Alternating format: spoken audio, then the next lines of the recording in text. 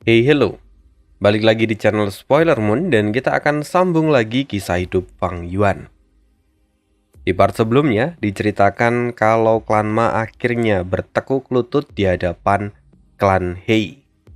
Dengan kematian dari Ma Sangfeng, tentu klan-klan lain yang sebelumnya tergabung dalam aliansi klan Ma sudah tidak terikat lagi dengan Gu Sumpah Racun. Oleh karena itu, kemudian klan-klan itu pun tunduk pada klan Hei. Sedangkan untuk yang tidak mau tunduk, banyak dari mereka yang melarikan diri dan juga kemudian dibantai oleh klan Hei. Nah, di akhir part sebelumnya, sesungguhnya muncul sebuah pertanyaan. Lalu bagaimana keadaan Fei Chai dan juga Zhao Lianyun? Apakah mereka berhasil selamat atau tidak? Karena dugaan awal bahwa Fei Chai itu adalah Ma Hongyun. Tapi apakah sungguh itu benar? Di part 112.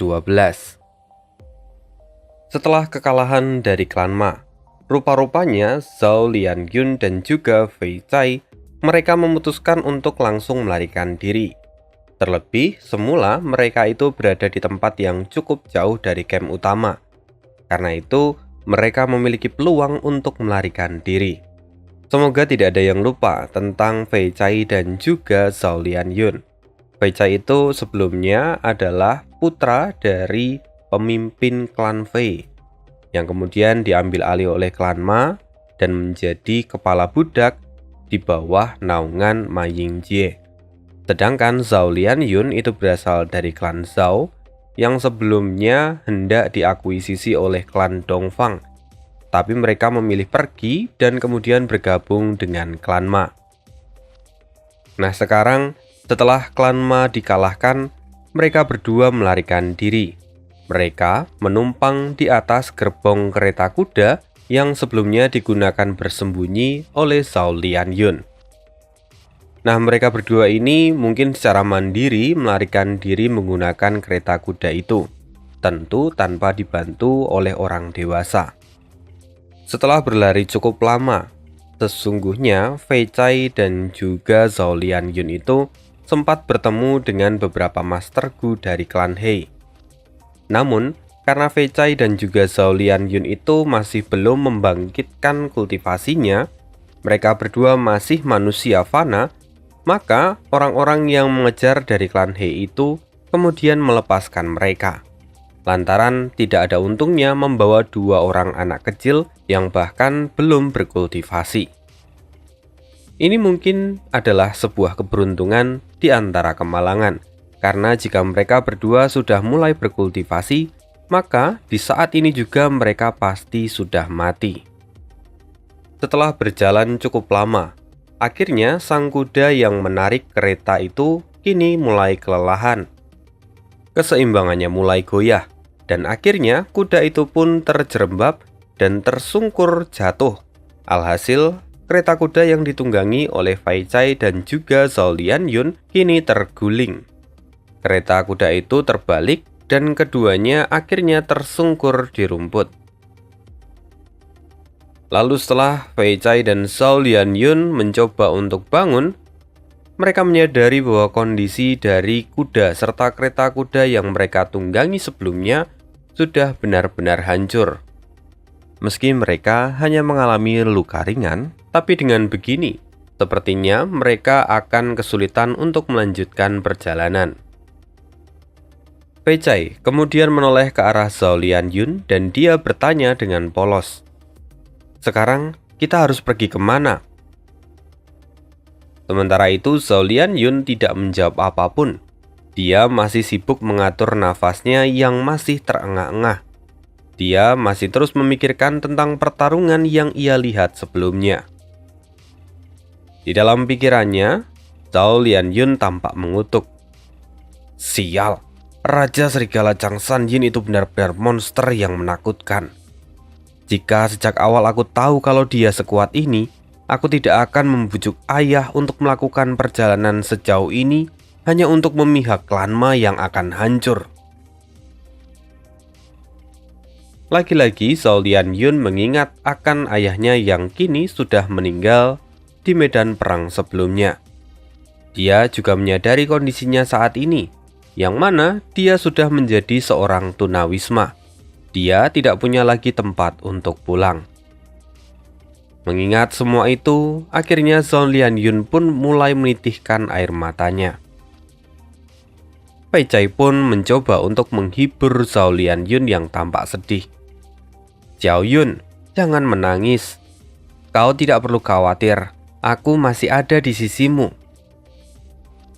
Namun mendengar perkataan Fei Cai itu justru membuat Zhao Lianyun memendamkan kepalanya dan menangis di antara kedua lututnya dengan lebih keras. Oleh karena itu, Fei Cai pun menjadi semakin panik dan dia terus mencoba untuk menghiburnya.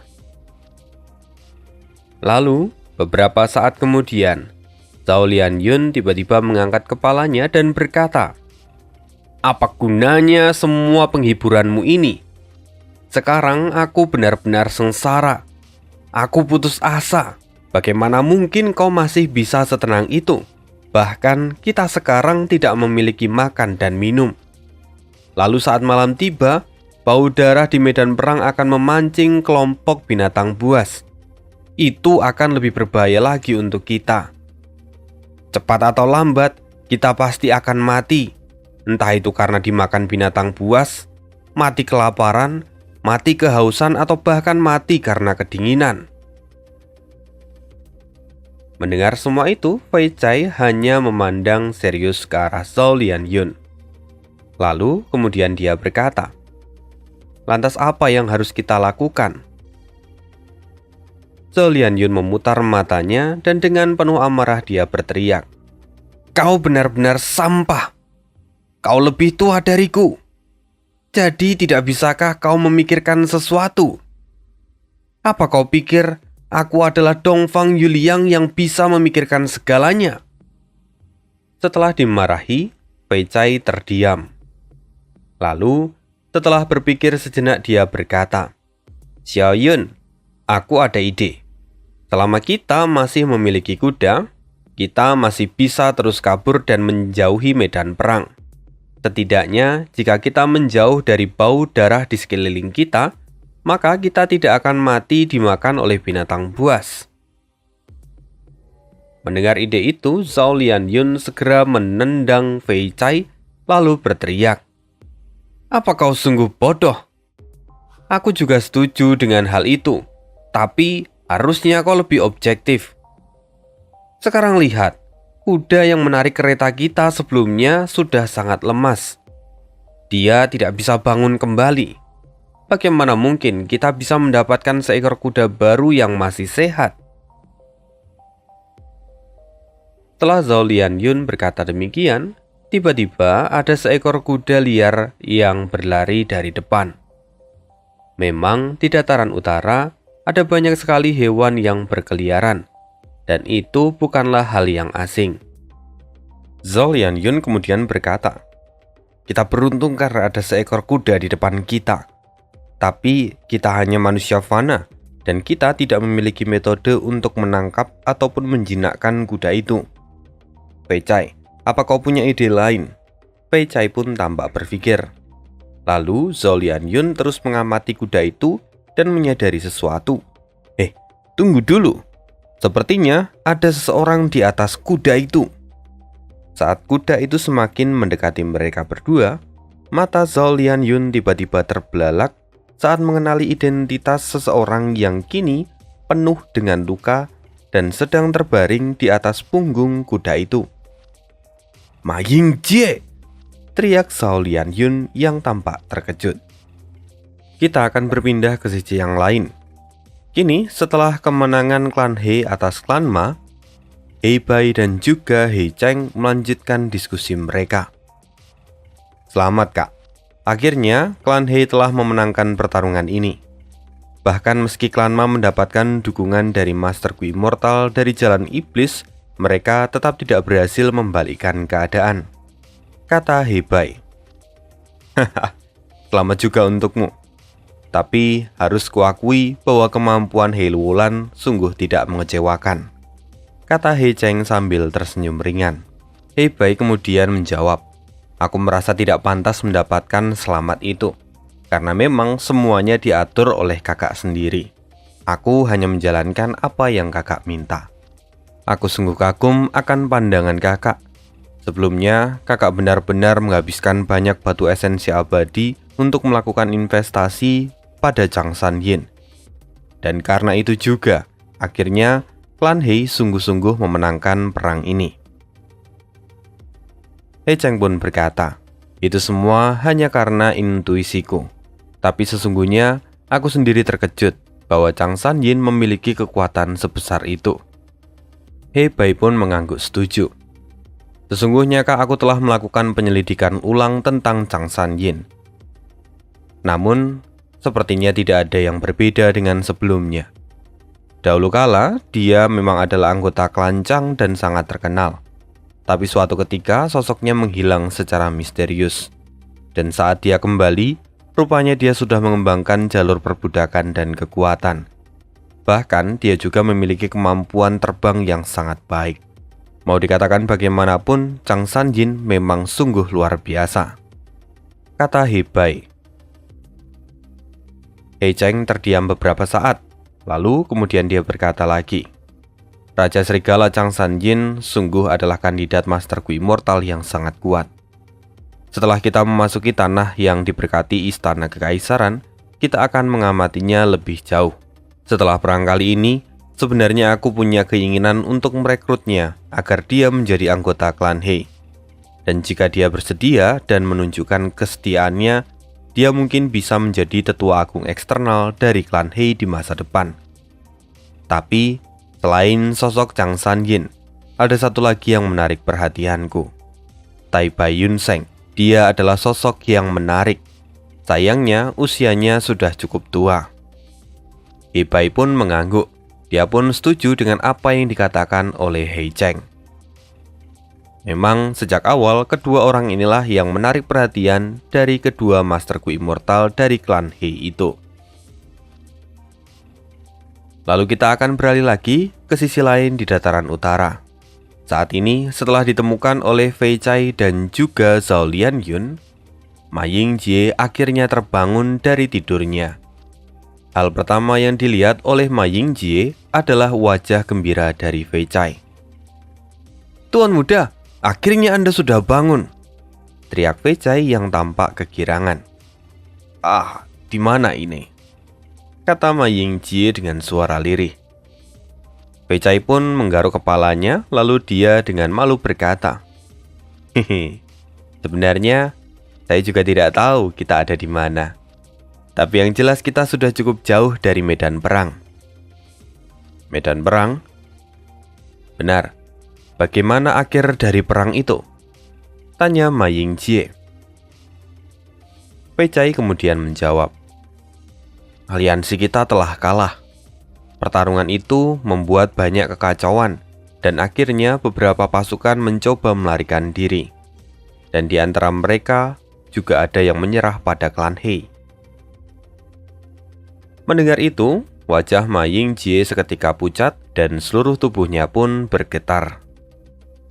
Sementara itu, Zhao Lianyun kini hanya berdiri di samping Fei Cai dan terus memandangi tuan muda dari klan Ma yang dulunya bersinar itu. Kini, sang tuan muda telah jatuh ke dalam kondisi yang sangat menyedihkan.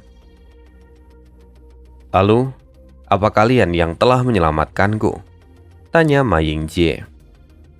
Fei Cai dan Zhao Lianyun mengangguk bersamaan. Lalu Fei Cai bertanya, Tuan muda, lantas apa yang harus kita lakukan sekarang? Ma Yingjie kemudian berkata dengan ekspresi suram, kita akan kembali. Meskipun klan Ma telah kalah, tapi kita masih memiliki beberapa anggota klan di lembah kolam hangat. Pada waktu itu, sebelum pertemuan para pahlawan, klan Ma telah mengalahkan klan Fei, dan akhirnya mereka menguasai wilayah di lembah kolam hangat. Itu memang mereka rancang untuk menghadapi situasi yang tidak terduga. Para petinggi klan Ma memutuskan untuk meninggalkan anggota klan yang sudah tua, lemah serta sakit untuk beristirahat di lembah kolam hangat. Jika pada akhirnya klan Ma menang, mereka akan kembali dan menjemput orang-orang itu di lembah kolam hangat. Dan jika mereka kalah, maka orang-orang itulah yang akan menjadi penerus garis keturunan dari klan Ma. Mendengar rencana dari Ma Yingjie, Zhao Lianyun mengerutkan keningnya dan berkata, "Kembali ke lembah kolam hangat, tapi kita bahkan tidak memiliki makan dan minum untuk melakukan perjalanan sejauh itu." Mendengar itu, Ma Yingjie pun tersenyum. Gadis kecil, selama ada aku di sini, air dan makanan bukanlah masalah. Kau bisa bergantung padaku." Setelah Ma Yingjie berkata demikian, mereka bertiga pun mulai melakukan perjalanan menuju lembah kolam hangat. Selama di dalam perjalanan, mereka juga bertemu dengan banyak anggota klan Ma. Orang-orang ini adalah mereka yang berhasil kabur dari medan pertempuran dan terlepas dari kejaran para Master Gu. Salah satu di antara mereka yang juga ditemukan itu adalah Ma Youliang. Ma Youliang itu adalah salah seorang tetua peringkat 3 dari klan Ma. Di antara semua orang yang ditemui oleh Ma Yingjie sepanjang perjalanan, hanya Ma Youliang lah yang adalah seorang Master Gu, sedangkan yang lain hanya manusia fana. Namun, meski begitu, Ma Youliang itu kondisinya sendiri tidak terlalu baik. Meski dia itu memiliki peringkat kultivasi tingkat 3, tapi saat ini dia sudah kehilangan satu lengannya dan kaki kanannya pun patah. Ini membuat Ma Youliang berada di kondisi yang tidak baik. Namun meski begitu, Ma Yingjie sungguh bersyukur masih bisa bertemu dengan Ma Youliang. Dengan begitu, dia bisa mendapatkan informasi dari medan perang. Lalu, berdasarkan informasi dari Ma Youliang, Ma Yingjie tahu bahwa kini ayahnya sudah mati. Mendengar berita itu membuat Ma Yingjie cukup terpukul. Meskipun sebenarnya setelah Fei Cai mengatakan kalau klan Ma dikalahkan, dia sudah menyiapkan ketetapan hati untuk mendengar berita ini. Tapi tetap saja, namanya seorang anak. Ketika dia mendengar ayahnya meninggal, maka itu membuat tubuh Ma Yingjie bergetar hebat. Namun, Ma Yingjie memang adalah orang yang hebat. Dia memiliki bakat kepemimpinan yang luar biasa. Karena itu, setelah dia terpuruk beberapa saat, akhirnya dia kembali bangkit. Lalu, dengan suara yang tegas, dia berkata, "Mulai hari ini dan seterusnya, akulah pemimpin klan Ma. Tetua Ma Youliang, Anda harus beristirahat dan segera memulihkan diri. Klan Ma kita mungkin sudah kalah sekarang, tapi klan kita tidaklah musnah. Leluhur The Great Sun telah membuat aturan jika garis keturunan Huang Jin tidak bisa dimusnahkan. Bahkan meskipun klan Ma telah menderita kerugian yang sangat besar, klan Hei tetap tidak bisa melenyapkan klan kita sepenuhnya. Setelah kita kembali ke lembah kolam hangat, kita akan menyusun ulang rencana dan membangun pondasi kita." Lalu dengan sisa-sisa kesadarannya, tetua Ma Youliang yang sebelumnya tampak bingung langsung melihat Ma Yingjie dengan tatapan kagum. Seolah-olah dia itu melihat siluet dari pemimpin klan Ma yang sebelumnya. Melihat ini, Ma Youliang kemudian berhenti menangis dan segera menjawab, "Baik pemimpin klan, saya akan percaya dan mengikuti Anda." Sementara itu, di tenda utama aliansi klan Hei, saat ini mereka semua sedang mengadakan pesta perjamuan untuk merayakan kemenangan mereka. Orang-orang yang hadir dalam perjamuan ini adalah para petinggi aliansi klan Hei, serta para Master Gu ahli yang peringkat kultivasi mereka tidaknya ada di peringkat 4. Saat ini Hei Luolan sedang duduk di kursi utama, dan di sebelah kirinya ada Fang Yuan. Sebelumnya, sejak bergabungnya Tai Bai Yun Seng, kursi Fang Yuan itu sebenarnya tergeser, dan Fang Yuan tidak lagi duduk di sebelah Hei Luolan. Namun setelah pertarungan kali ini, Fang Yuan kembali mendapatkan kursi kehormatannya. Dia kembali menduduki kursi kedua di dalam perjamuan. Memang benar, Bisa dikatakan bahwa setidaknya 70% kemenangan dari klan He saat ini itu semua karena campur tangan Fang Yuan. Dan karena itu, Fang Yuan berhasil mencuri perhatian dari semua orang. Namun, Fang Yuan sendiri sesungguhnya masih belum puas dengan apa yang ia dapatkan sekarang. Dia bergumam dalam hati bahwa kekuatannya saat ini memang sudah meningkat. Tapi puncak dunia fana bukanlah tujuannya.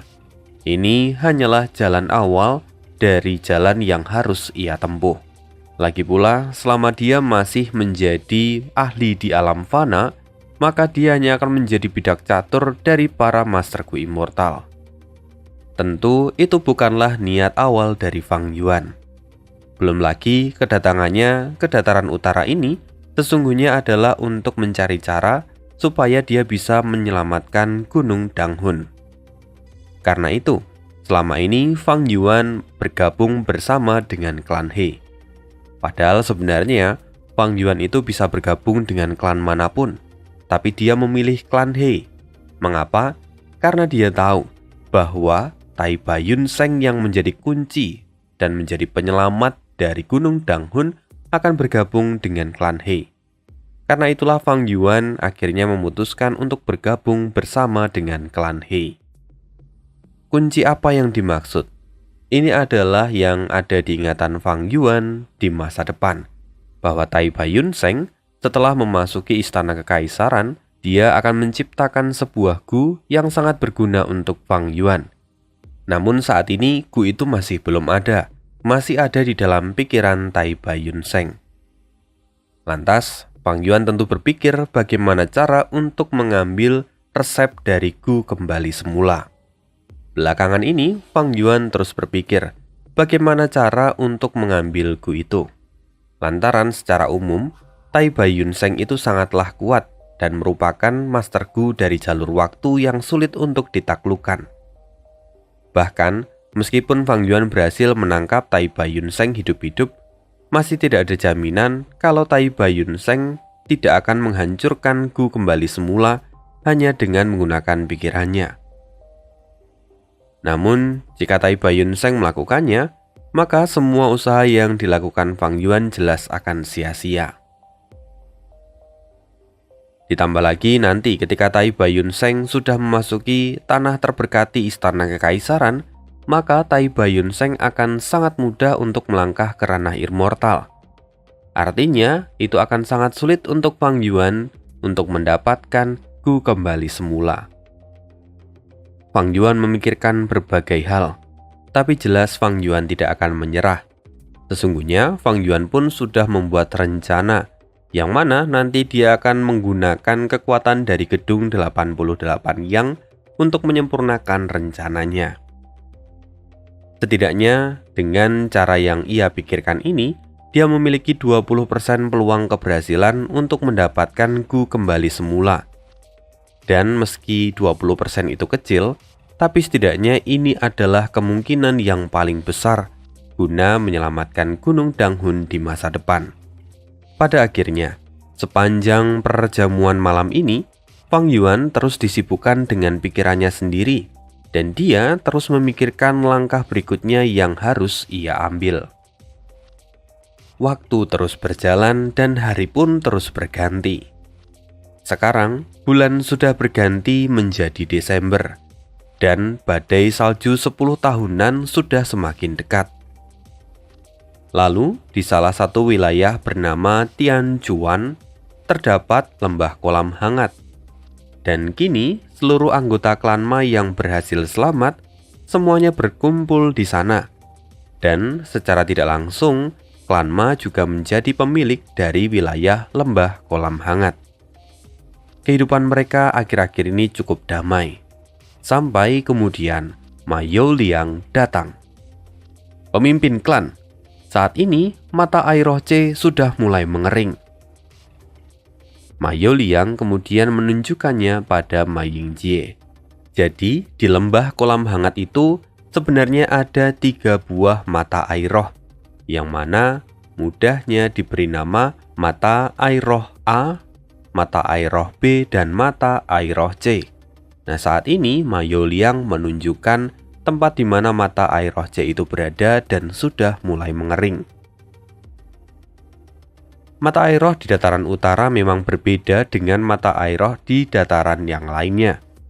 Mata air roh di dataran utara itu terbentuk dengan cepat, tapi juga cepat habis. Sehingga klan yang berukuran sedang setidaknya membutuhkan 3 hingga 4 mata air roh untuk menopang klan mereka. Setelah berbagai peristiwa yang terjadi, kini klan Ma hanyalah klan berukuran kecil, dan Ma Yingjie sebagai pemimpin baru dari klan Ma mencoba sebaik mungkin untuk mempertahankan kehidupan dari klan Ma. Di balik semua keberhasilan dari sebuah klan, mata air roh adalah hal yang paling penting guna membangun sebuah klan. Karena mata air roh itu sendiri merupakan sumber daya terpenting bagi klan maupun bagi Master Gu yang sedang berkultivasi. Selain itu, sekarang badai salju sudah hampir tiba. Maka lembah kolam hangat akan menjadi tempat perlindungan terakhir bagi mereka. Karena itu, dalam beberapa hari ke depan, tidak hanya hewan liar yang akan mengganggu kehidupan mereka, tetapi pemimpin klan Ma Yingjie juga harus bernegosiasi dengan orang-orang yang datang ke lembah kolam hangat guna berlindung dari badai salju. Melihat ekspresi dari Ma Yingjie yang terlihat suram, Fei Cai pun berkata, "Pemimpin klan, apakah mata air roh itu sangat penting?" Mendengar pertanyaan itu, Ma Yingjie pun menjawab pertanyaan Fei Cai dengan baik. Mengeringnya mata air roh memiliki dampak yang sangat besar bagi para Master Gu.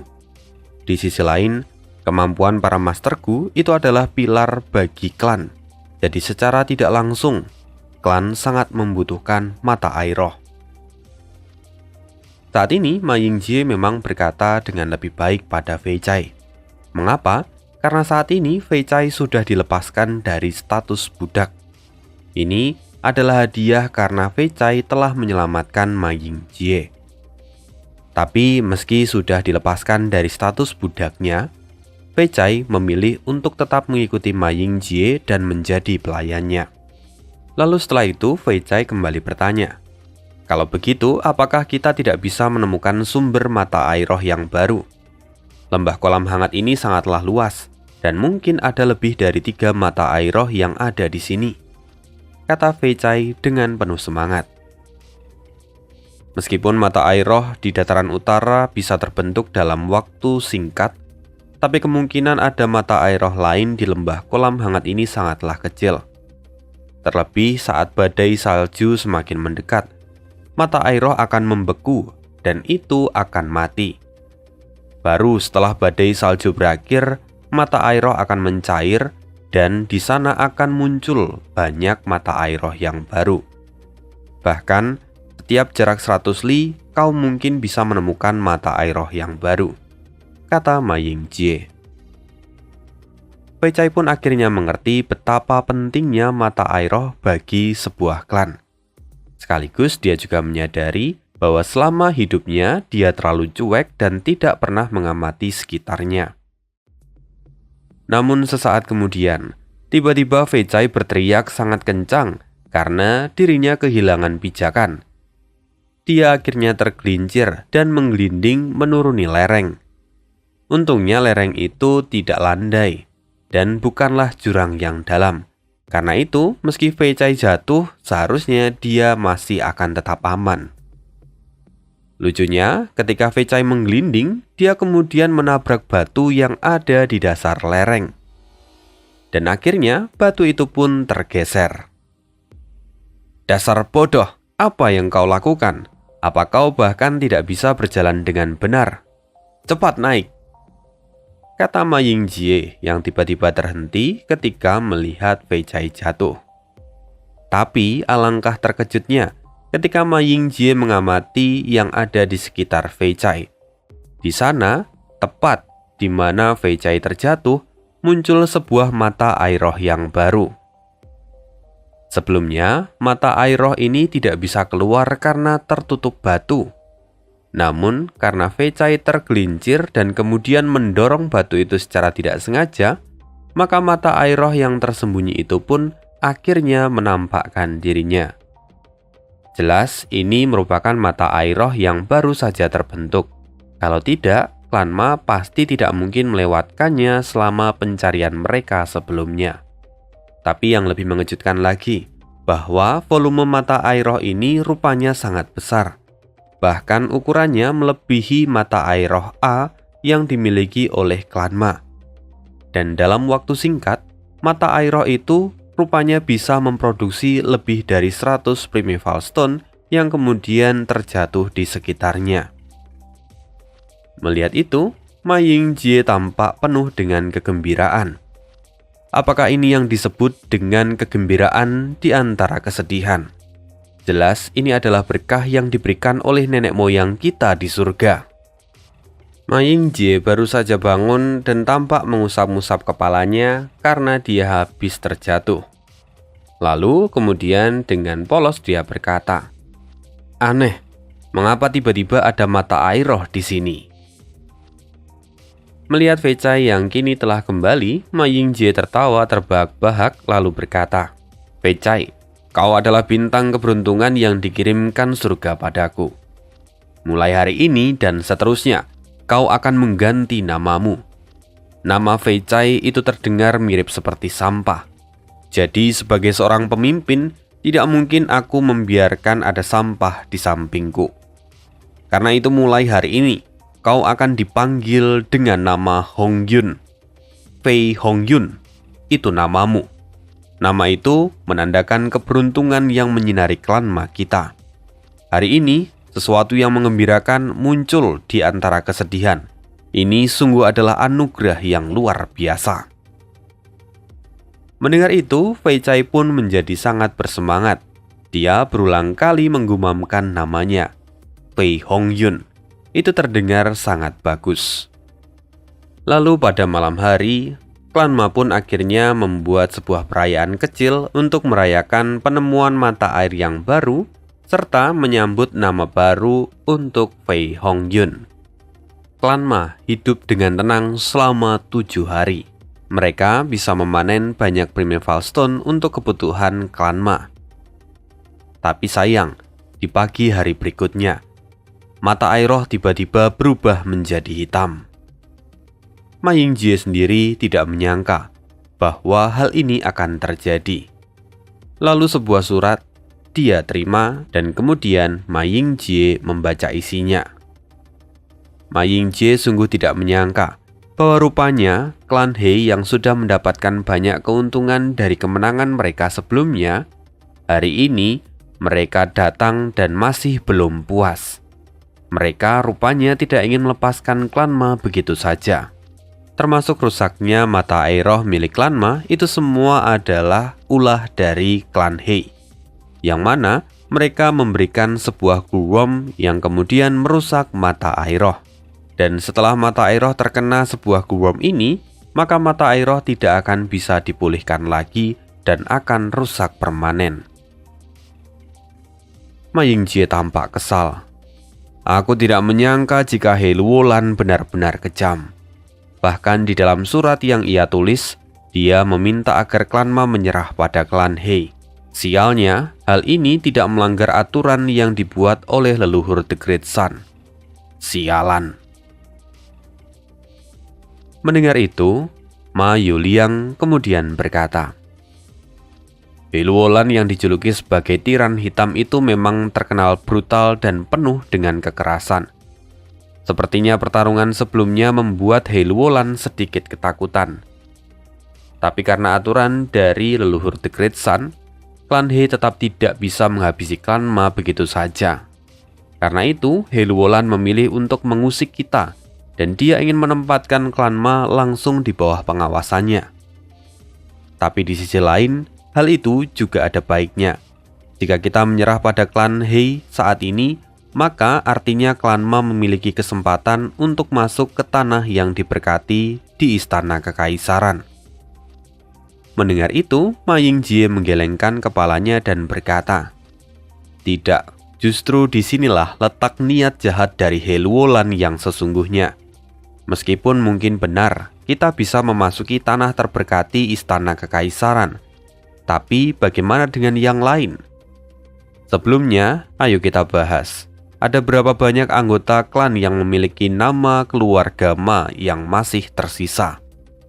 Ma Yuliang seketika memucat dan kemudian dia menjawab. Sekitar 130 orang pemimpin.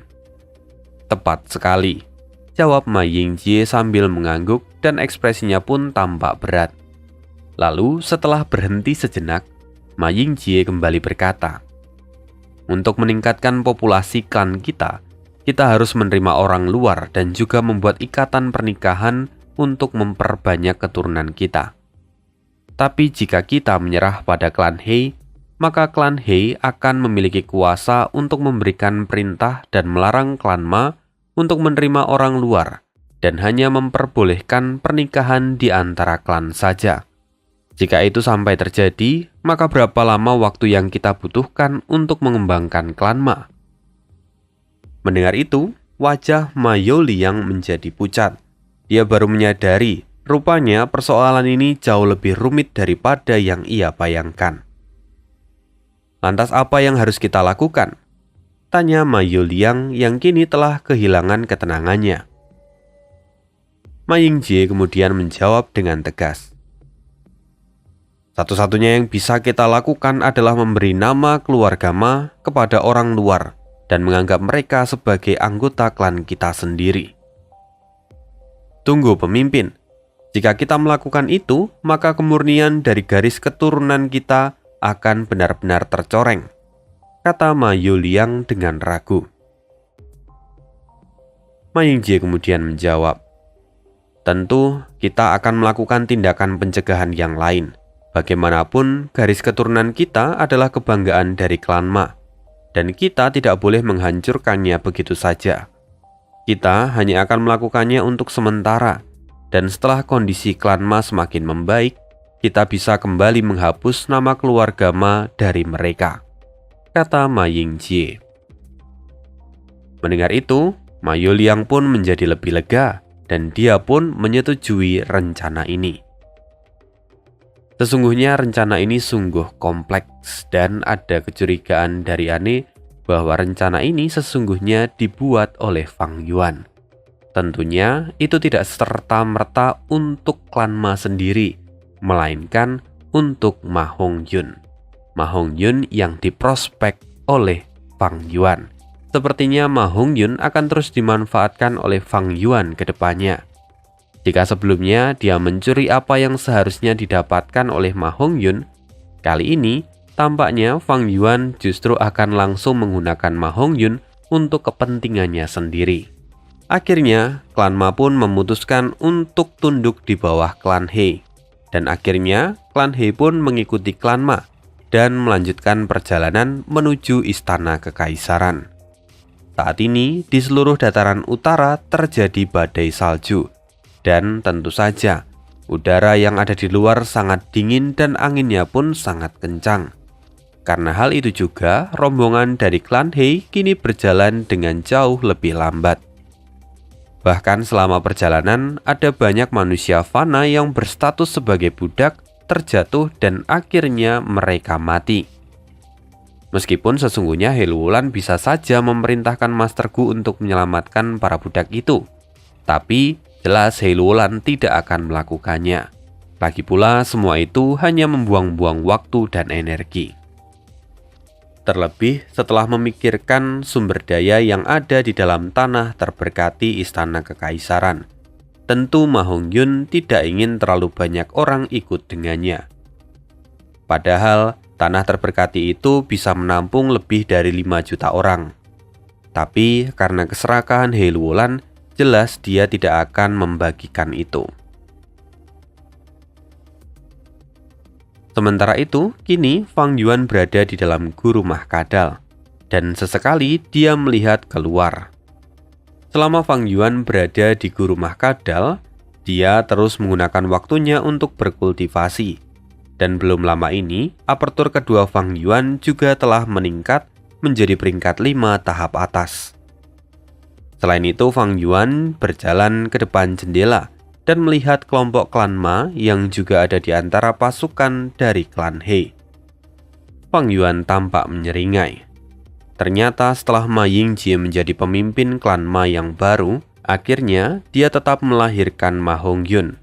Dan karena itu aku tahu di mana Ma Hongyun beserta istrinya. Diam-diam Fang Yuan telah mengamati keberadaan dari Ma Hongyun alias Fei Cai bersama dengan Zhao Lianyun. Karena itu, Fang Yuan juga memberikan perintah pada Ge Guang untuk memperhatikan Ma Hongyun serta Zhao Lianyun. Dalam ingatan Fang Yuan, Ma Hongyun itu nanti akan mendapatkan warisan dari The Great Sun di gedung 88 Yang. Sehingga, dalam rencana Fang Yuan selanjutnya, Ma Hongyun itu akan menjadi pion yang sangat berguna. Sedangkan, Zhao Lianyun untuk saat ini masih anak-anak dan tidak akan menimbulkan ancaman sedikit pun. Karena itu, Fang Yuan tidak terlalu merisaukannya. Fang Yuan hanya memutuskan untuk mengamatinya dari jauh. Aku sungguh penasaran, apakah Ma Hongyun dan Zhao Lianyun akan tetap berkembang pesat seperti di kehidupanku sebelumnya? Ataukah karena semua yang kulakukan sebelumnya akhirnya menghambat dua orang ini? Fang Yuan menjadi sangat tertarik dengan apa yang akan terjadi di masa depan. Karena meski Fang Yuan mengubah begitu banyak hal di kehidupan ini, rupanya sosok Ma Hongyun masih tetap muncul. Mungkin ini adalah salah satu bentuk dari benang takdir. Bisa diibaratkan gini lur, kalau misalnya Ane mau pergi dari Jogja ke Semarang lewat Magelang, itu kan bisa. Tapi rupanya di tengah jalan, Magelang itu mengalami penutupan jalan. Akhirnya Ane memutuskan untuk lewat Klaten. Memang arahnya berbeda, tapi pada akhirnya tetap sama, Ane sampai di Semarang. Jadi Fang Yuan berpikir, apakah mungkin bahwa benang takdir itu tetap mengarah kepada checkpoint yang harus dilalui oleh seseorang? Termasuk salah satunya adalah Ma Hongyun ini. Bahwa sebelumnya Ma Hongyun mendapatkan namanya tidak melalui jalan ini. Tapi sekarang dia masih tetap mendapatkan namanya setelah menyelamatkan Ma Yingjie. Menarik. Lantas, apakah yang akan terjadi berikutnya? Fang Yuan kini tampak berpikir, di dunia ini, apakah memang ada yang namanya benang takdir yang menghubungkan semua makhluk hidup? Sesaat kemudian Fang Yuan kembali tersadar dan memfokuskan perhatiannya pada masalah yang akan datang. Berikutnya, tanah terberkati di Istana Kekaisaran menolak para masterku immortal. Sekarang aku berada di peringkat 5 tahap puncak. Itu artinya, ini adalah kesempatan pertama dan terakhirku untuk memasuki Istana Kekaisaran. Dan secara fisik, aku langsung bisa bersentuhan dengan gedung 88 Yang. Akan ada banyak orang yang bersaing mendapatkan warisan di sana. Tapi aku tidak bisa membiarkan semuanya di luar pengawasanku. Aku harus memikirkan banyak hal, kata Fang Yuan. Setelah dia berpikir demikian, dia kemudian kembali melihat apertur miliknya. Saat ini luka yang diakibatkan oleh serangan pembunuh Raja Bumi berlengan 4 sudah pulih sepenuhnya. Sedangkan selama beberapa hari ini, Fang Yuan juga sudah lebih menyempurnakan serangan ini. Akan tetapi, Fang Yuan masih belum puas karena dia masih ingin menyempurnakannya lagi. Fang Yuan berkata, sebenarnya tidak peduli seberapa bagus aku memodifikasi serangan ini, aku tidak akan pernah puas. Tujuanku yang sebenarnya adalah menghilangkan kelemahan dari kultivasi ganda antara jalur kekuatan dan jalur perbudakan. Dan serangan pembunuh Raja Bumi berlengan 4 ini hanyalah awal untuk mencapai tujuanku. Setelah penelitian yang Fang Yuan lakukan cukup lama, dia bahkan sudah menghabiskan semua poin prestasi yang ia miliki. Namun pada akhirnya, dia masih terhambat di satu titik. Rupanya, pengalamannya selama 500 tahun di kehidupan sebelumnya belum cukup untuk memuaskan rasa keingintahuannya sendiri. Sekarang Fang Yuan menyadari ketidakmampuannya. Dan akhirnya dia kembali membaca ulang dan mempelajari semua masalah ini. Dalam beberapa hari, Fang Yuan sudah menghabiskan waktunya untuk membaca, dan sekarang pemahamannya pun menjadi semakin dalam. Tapi sayangnya, semua itu masih belum bisa menyelesaikan masalahnya tentang jalur transformasi guna menyempurnakan serangan mematikan Raja Bumi Berlengan 4. Tidak menyerah sampai di situ, Fang Yuan terus membaca buku kuno yang menjelaskan tentang kisah leluhur mereka Renzu serta keturunannya. Waktu terus berlalu, dan di akhir bulan Desember, klan He sudah sampai di depan pintu gerbang tanah terberkati Istana Kekaisaran. He Luolan berdiri paling depan, dan kini dia memegang sebuah kunci di tangannya. Dia kemudian berjalan dan membuka pintu masuk menuju ke Istana Kekaisaran. Lalu, gerbang terbuka dan cahaya keemasan bersinar ke segala arah. Cahaya keemasan itu menjadi semakin kuat, lalu kemudian membentuk sebuah cincin cahaya. Ini adalah gerbang menuju tanah terberkati. Terdapat pola bunga yang sangat indah dan banyak di sekitar gerbang itu. Dan sesaat kemudian, tiba-tiba sebuah tangga es yang misterius dan megah muncul di sana dan bergerak menuju ke puncak.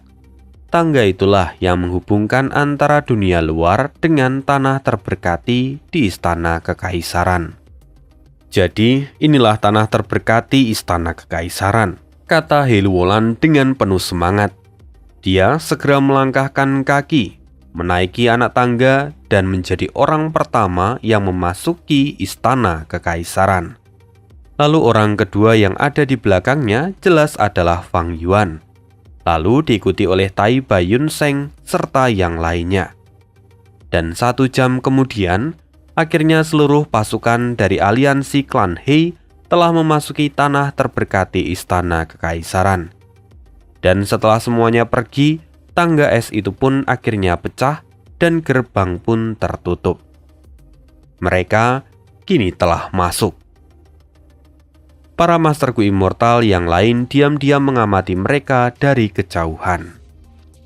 Dan masuknya klan He ke tanah terberkati menjadi akhir dari video ini.